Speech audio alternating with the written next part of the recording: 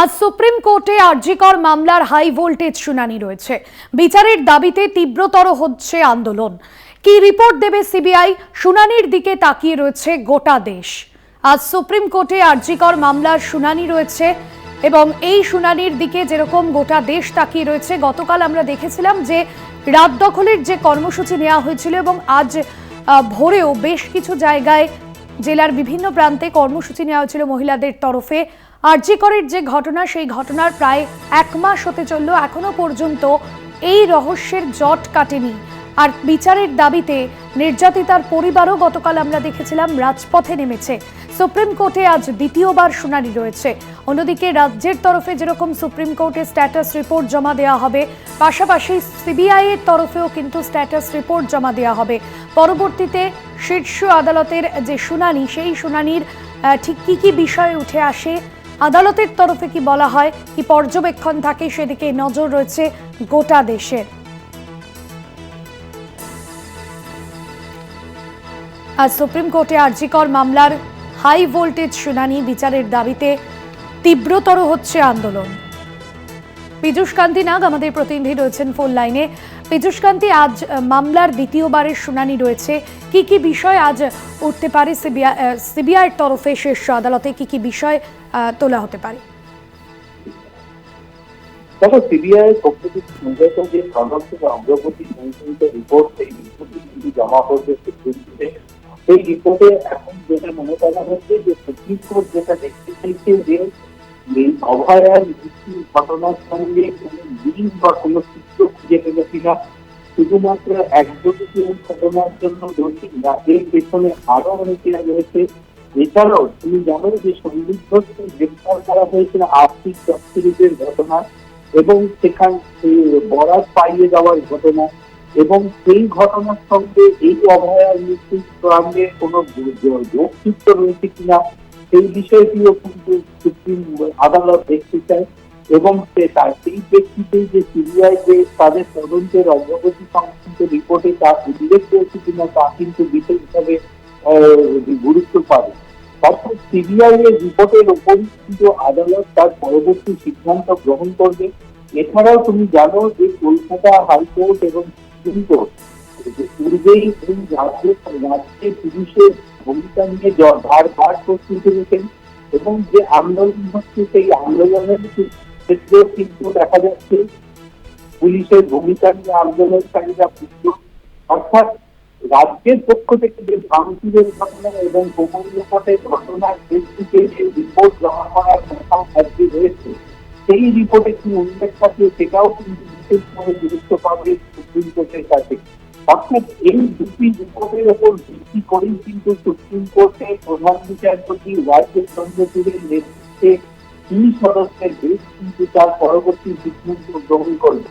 বেলা 10:30টায় এই মামলার শুনানির সম্ভাবনা রয়েছে এবং তারপরে কিন্তু এই রিপোর্টের দেখেই কিন্তু সুপ্রিম কোর্ট তার পরবর্তী সিদ্ধান্ত গ্রহণ করবে। যদি সেই রিপোর্ট তদন্তের যদি সঠিক না হয় এবং সেখানে যদি কোনো গাফিলতি থেকে থাকে বা সিবিআই এর পক্ষ থেকে তদন্ত করতে গিয়ে কোনো অসুবিধার সম্মুখীন হচ্ছে, এই ধরনের কোনো অভিযোগ ওঠে, সেক্ষেত্রে কিন্তু সুপ্রিম কোর্ট উপযুক্ত ব্যবস্থা গ্রহণ করবে। আইনজ্ঞ মহল যেটা মনে করছে যে এই যে ঘটনা, আরজিকরের ঘটনা, শুধুমাত্র রাজ্যে নয়, রাজ্যে, দেশ এবং গোটা বিশ্বে ছড়িয়ে ফেলেছে, এবং সেক্ষেত্রে সুপ্রিম কোর্টের প্রধান বিচারপতি স্বতঃপ্রণোদিত হয়ে মামলা দায়েরের এই সিদ্ধান্ত গ্রহণ করেছে। শুধু স্বতঃপ্রণোদিত মামলাই নয়, এই মামলার সঙ্গে যুক্ত হয়েছে আরো অনেক আবেদন, যে আবেদনকারীদের আইনজীবীদের বক্তব্যও কিন্তু সুপ্রিম কোর্ট শুনবে।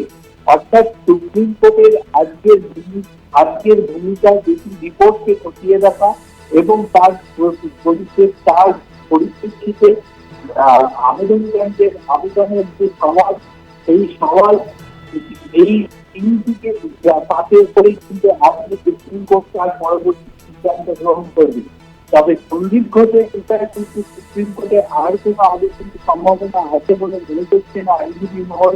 তার কারণ ইতিমধ্যে সন্দীপ ঘোষ সুপ্রিম কোর্টে যে আবেদন জানিয়েছে তা কিন্তু খারিজ হয়ে গেছে। ফলে আজকে মূলত তদন্ত রিপোর্ট এবং রাজ্যের ভাঙচুরের ঘটনার রিপোর্ট এই দুটি রিপোর্টের উপর ভিত্তি করে সুপ্রিম কোর্ট তার পরবর্তী সিদ্ধান্ত গ্রহণ করবে। একদম ধন্যবাদ জানাবো পীযূষ কান্তি নাগ, আমাদের প্রতিনিধি ছিলেন ফোন লাইনে। আপনাদের জানিয়ে রাখবো, এর আগে আমরা দেখেছিলাম গত 20শে আগস্ট প্রথম দিনের শুনানিতে প্রধান বিচারপতি ডিওয়াই চন্দ্রচূড় হাসপাতালে চিকিৎসকদের নিরাপত্তা বাড়াতে জাতীয় টাস্কফোর্স গঠনের নির্দেশ দিয়েছিলেন। পাশাপাশি বেশ কিছু বিষয়ে চিকিৎসকদের নিরাপত্তা যাতে সুনিশ্চিত করা হয়, কেন্দ্র এবং রাজ্য যৌথভাবে কাজ করবে এবং কিছু পদক্ষেপ করারও নির্দেশ দেওয়া হয়।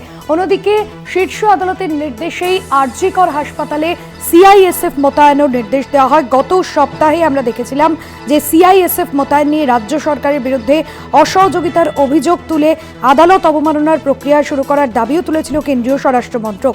পাশাপাশি আজ সুপ্রিম কোর্টে যে শুনানির জন্য অধীর আগ্রহে অপেক্ষা করছে গোটা দেশ।